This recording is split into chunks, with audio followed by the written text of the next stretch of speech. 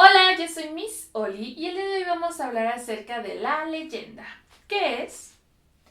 Es una narración que se caracteriza por combinar hechos reales y ficticios. Regularmente la historia se desarrolla en un lugar y época existentes, pero agrega personajes o hechos sobrenaturales.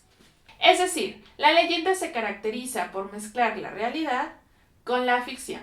Regularmente las leyendas se desenvuelven en un lugar que existe y en una época ya pasada o incluso en tiempos actuales. Sin embargo, los personajes normalmente son de fantasía, ya que hablamos de personajes sobrenaturales. ¿Cuáles son sus características?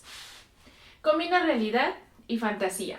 Es una narración de tradición, pues las leyendas se han convertido en parte tan importante de la cultura que no hay persona que no se sepa por lo menos una leyenda de su región. Se transmite de forma oral o escrita. Las leyendas son tan esenciales que se van transmitiendo de generación en generación de forma oral, es decir, cuando se cuentan, o de forma escrita. Son parte de la cultura. Enfatiza sucesos inexplicables o poco conocidos. Su función es dar una explicación de algo que no se puede explicar. Partes de la leyenda. Tiene un inicio, que es el comienzo de la historia. Se plantea el lugar y época y se introduce al lector u oyente presentando a los personajes.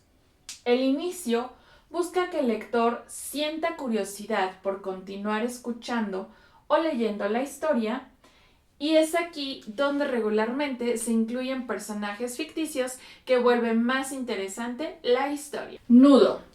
Es el momento en el cual se describe a detalle qué pasó en la historia.